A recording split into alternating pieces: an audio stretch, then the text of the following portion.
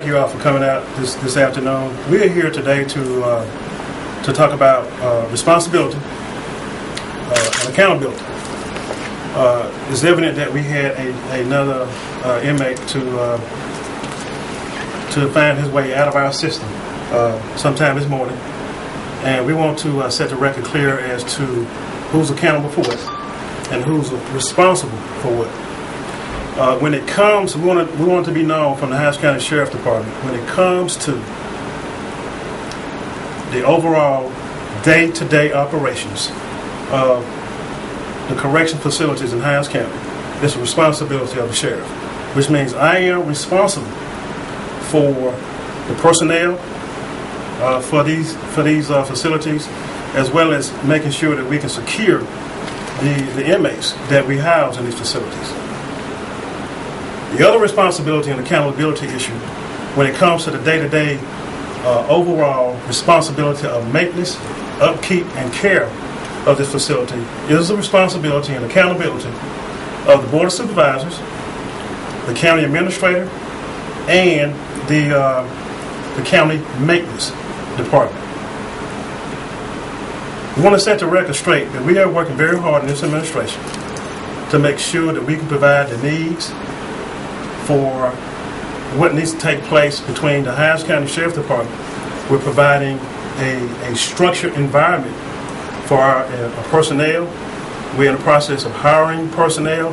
When we came in with a deficit of personnel, we're in the process of having personnel trained properly, and we're looking at our hiring practices for this facility. In turn, we put together, before taking officers being sworn in, my team did an assessment of all these facilities to determine what kind of challenges we're going to be facing. We put together a packet that details with pictures, PowerPoints of infractions and neglect that was done to this building since 1994. We want to sit down first with the Board of Supervisors, the county administrator, as well as the maintenance department to see what we can do to work out to have a partnership and relationship to correct some of these negligence issues that we've been having with this facility. Nothing that has been taking place since this administration is new from the previous administration. We are just the messengers in this. We are trying to correct something that is wrong. We bring it to the light, and we are just trying to get it corrected. Until the maintenance department of Hinds County step up to the plate and make the corrections that we cited in our pamphlet and our PowerPoint, we are going to continue to have issues with our inmates escaping, with our employees and personnel resigning and being afraid to come to work. We're asking, and we prepared a document. The same document that you have has been presented back in January to the board. As you recall, we went into an executive session. And this is what we talked about in the executive session. We presented this document. We presented the PowerPoint presentation, and it was agreed that we were going to work on the same page to correct some of these deficiencies. We notified that there were some 30 doors right off the bat that were non-functioning, that was causing inmates to go free at will. A team was supposed to be put together through the county administrator and the maintenance department to start correcting some of these deficiencies. Some days they come to work, some days they don't. There has been nothing consistent with the maintenance department of Hinds County to make sure that these corrections are taken care of. Therefore, that's the reason that we continue to have these issues with our inmates escaping, being belligerent, and our personnel depleting the way it is. Until this is fixed, or until we come up with a proper solution, we're going to continue to have this issue, which poses a serious concern of me as the sheriff of this county for the safety of the personnel of this facility, the safety of the inmates of this facility, as well as the safety of the public. We had an individual to work his way through a sale this morning through default of a grate that was in the wall that he worked loose to be able to escape through a mechanical room. We're prepared today to show you that door. We're prepared today to give you a walkthrough of this facility where some of those infractions are. And through the policies and procedures that we have implemented since we've been here in January, we were able to make a swift capture of this individual in less than 30 to 45 minutes. He's back in custody. It didn't happen without a fight, without a struggle. But because of the policies and the direction that we're going to try to bring this department up into the 21st century, it seems to be working. We've been here 172 days now. We have a roadmap of the direction that we need to be going to correct some of the issues that we're having. But accountability is not all upon the Sheriff Department. We just need the public to know that where the accountability and the responsibility lies. What is the maintenance department telling you? The head. I have with me today, I have Chief Deputy PQ, who has been in constant contact with the maintenance division, the county administrator, and Captain Daltrey, who's going to help me with this, with all some of these answers. And he's been constantly working with the warden of this facility to see the days that the maintenance crew is here and the days that the maintenance crew is not. There has not been any consistency, which means there's not any urgency from the maintenance department to address these issues that has been affecting this facility since 1994. So we get various answers. I've been getting my warden to keep a database as to when they report to work on the doors and the infractions and when they do not. Some days they come, some days they don't. Some days they do half a day, some days there's nothing consistent. How many escapes were there last year and this year? Kingfisher don't know. Those are numbers that we would have to get for you. But we want it to be known that this has been an ongoing problem. The difference is this administration has not hid from it. We're not hiding from it. We promise to be very transparent, but these issues has been ongoing since the existence of this facility. We're not running from it, but we can address it because we don't have the budget to fix the maintenance issues. If we did, we would be fixing them as we speak. So that number we would have to get for you at a later date. What's the budget that you would need to fix all these problems? What do you estimate it at? I'm going to say $1 million plus. Can you talk about the danger this poses to your employees, and then when they get outside, the danger to the public they could pose? Well, it's a big danger. You're dealing with criminals that have been murderers. You're dealing with rapists.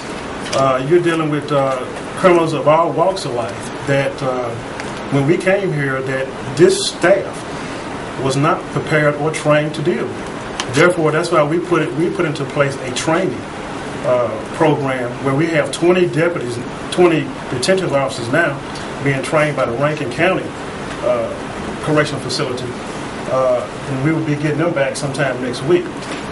It's very dangerous for them if they hadn't been properly trained and know how to respond to different types of offenders.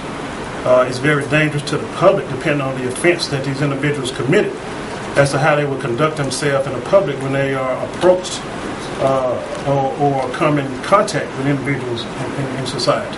How many, I guess, jailers are you short? We were short when we inherited a shortness. If you remember, the previous administration fired multiple people, multiple detention officers prior to us getting here because of the same issue, as well as being untrained in how they handled inmates or prisoners when they got here. So we have been on the defense ever since we've been here to try to correct the deficiency in personnel since we got here. How many are you short? What do you need? I want to refrain from answering that due to we're talking about a security issue now. Keep in mind that the inmates have families that they come in contact with. I don't want to jeopardize or create an atmosphere of more danger to the employees that we have. Sheriff, if we understand that the issue here is maintenance, but if we know that the doors and the locks are failing, why not just have guards posted in those areas so they can keep a better watch? We're doing all we can to do that, Tammy. We're utilizing all of our resources as much as we can, but you got to remember, he just asked the perfect question. We're still in a process of trying to revamp our personnel, and we cannot afford to not have a presence on the street as well. I can't exhaust all of my personnel into this building without having the public safe as well as patrolling. So it's an ongoing process. We feel like we can get there, but the only way to get there, we got to have the maintenance to do their part to get there. But what are you guys doing to be proactive about this? We are revamping some of the schedules. We are looking at the individuals that are willing to step up to the plate. And then we're moving on with the training issues. We're utilizing our extra manpower in a reserve unit to come in and assist us where we're short. We have a reserve unit of 58 strong, and they have been very helpful in helping us to fill in some of those voids. We're utilizing our warrants unit, who is housed in this facility, to help out with the shortage as well as our civil process units when they are not tasked with so much on their plate. It's great that you've got all these people coming in, but honestly, with all due respect, how much training does it really take to watch inmates? The state requires 92 hours of training for a detention officer. It's when you put certain devices in people's hands, they need to be trained on how to use it. Again, you're dealing with the worst of the worst. You're talking about pepper spray. You're talking about unarmed defense and how to conduct themselves. You're going to be challenged by somebody that don't want to be locked up in the first place. So it takes a lot to watch them, and in particular when they have the will to get out of a structure at will. Can you tell us a little bit more about this fight that happened between the deputies when they were arresting the inmate? I can. With the process that we put in place for this facility, we wanted to make sure that we did routine checks. And during the routine checks, one of the detention officers noticed that particular cell was vacant. When he looked in that cell and opened it up, he saw where the inmate had made his escape through the great door that led to the mechanical room that led through the door of the mechanical. He went through the same way that the inmate went out. He saw fresh footprints and made a call, and he called for backup. They followed those footprints and across Highway 18 at the Shell station across the street. That's where they located the individual. And the individual tried to flee. In the process of fleeing, he was struggle ensued, and that was the way they was able to detain him. What was the inmate doing at the Shell station? We don't know. When the detention officer spotted him, they spotted each other. It was like a simultaneously connection, and he knew he was in trouble and started running. Now, I reviewed some of the minutes from over the years, and there have been more than a few work orders issued for locks. Since the jail was built, do y'all have any idea how many times there's been a work order issued to repair the locks or purchase order? We have asked for the information too, Kingfish, and that information can only come from the maintenance department. And we have yet to get it. We're trying to track and document that as well as keep up with the orders that we have presented, along with this document that we presented. When you go through this document, you're going to see, and I have one different from what you all have, you're going to see more than just the doors and the locking mechanism issues. We're talking about mildew, mold, water issues, things that have been neglected that should not have been neglected up until this point. So the real question is trying to see things that who really is accountable. You know, we are taking on this task that somebody should have been held accountable years ago. What time was the escape this morning? We got notified of it around 4:54 this morning as they were doing their routine checks. What time was he captured? About 35 to 40 minutes later. So he may have escaped sometime before that? That was when it was discovered? The 4:54? We don't know what time he actually got out, but we know what time the check was done to determine that he was not in the cell. Are you releasing the name of the inmate? Sure. His name is Frederick Lau Duche.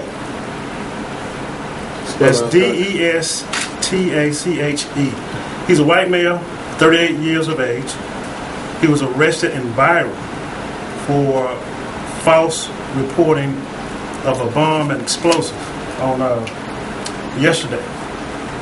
Which is spelled last name again? It's capital Destache. So he was just arrested yesterday? Around 5 o'clock. He was brought in here around So 5 he was here o'clock. less than 12 hours, and he figured out a way out. Well, he has a history as well, and Captain Darcy is going to give you his history. I think we may have some mental cases involved with this as well. Yes, sir. He has shoplifting, contempt of court warrants. He's been here several times. He also has he's been committed to Whitfield in the past. He's been to Whitfield several times. Tried to escape before? We don't have any record of that at this time. Do you have a mugshot that's going to be available for us? Is he online? He should be on the website, right? Said Okay. he was or he It wasn't? was not. He's not. Sheriff, is it a fair assumption this morning you're pretty frustrated right now? I'm frustrated for the taxpayers of this county that they're not getting the results that they should be getting from this county. We're doing all that we can do on our end as far as personnel and housing. But there's only so much that I can do without the help of the maintenance department of the county. So to answer your question, I am frustrated for the taxpayers of this county. Sheriff, do you want this jail closed? I want to look at our options. I'm very concerned. We said we were going to be good stewards of the taxpayers' money. I want to do whatever we can do fiscally to correct or replace this facility by, first of all, doing the proper research. Just number one, to see can it be rehabbed at a lesser cost. That's going to take bringing in somebody outside of the maintenance department that we have here in Hinds County, who has experience in working with systems, with jail systems such as this, and getting the quotes from them to do a proper evaluation versus building a new structure. I want to do whatever best to save the taxpayers' money. Again, you got to understand, this place has been in default since 1994. And when you look at these documents, you'll see the neglect from the pipes, from the mold, from the mildew, that maintenance or somebody has never addressed. And when you have a small problem, it's like the broken window theory. If you don't address it when it's small, it grows to be a giant. And that's what we got here. Was Monday's vote necessary? Did that accomplish anything in your eyes? Well, I think what Monday's vote did was started the dialogue that we wanted. Again, something needs to be done, and the worst thing you can do is nothing. Nothing was being done since 1994. Now something is being done with dialogue and bringing people to the table and addressing it. So I don't have a problem with the vote that took place on Monday. So now it's an awareness. In your discussions with the board, what is the next step? We have to get back together, and particularly after this incident this morning, I am waiting to get back with the board so we can have that proper dialogue about what direction we need to go. My recommendation is going to be to bring in some experts to evaluate this facility to see what can be done with it first, prior to closing it or restructuring another. I'm very in tune to what the taxpayers want and need. I know when it comes to public safety, the taxpayers want to feel safe. On the other hand, we need to look at what can be done structurally sound for this versus building a new one. I am not for raising taxes, I can tell you that. Is privatization on the table? In certain areas, I think we got a capable command staff put in place that can run a jail. We just need a jail to run. To answer your question, there are some things we would look at to save money. We have the proper staff and the experienced staff and the command staff. It's just looking at other options as to privatizing the food and the medical costs, which you think we can save some money on. Ladies and gentlemen, we want to take this time to go ahead and take you on, but we also want to make sure that you know we have a lot of hard-working men and women that work here, and it goes to show you his dedication. The deputy put himself in the way. He went through the grate behind him, and he fought the individual. And then we also want to thank the concerned citizens who saw what was going on out there, picked up the phone, and they called. We already had deputies en route, but it gave us a better pinpoint location of where he was to help the deputy. It goes to show you that the community is behind us as well, and we want to publicly thank them for what they did. Y'all ready? Yes, sir. Oh yeah. Yeah, I did. I already told you. So you all been briefed on as we go through this tour, right? What you can and cannot film, and we want you all to see these locks that they put on where this gentleman got out through the mechanical door, what kind of lock they put on there, how you can just go in there and push that lock, push that door and escape. So When we get to certain areas, we're going to tell you, we'll let you film, and you just come with us. You can leave your tripods here. if you can't take harassment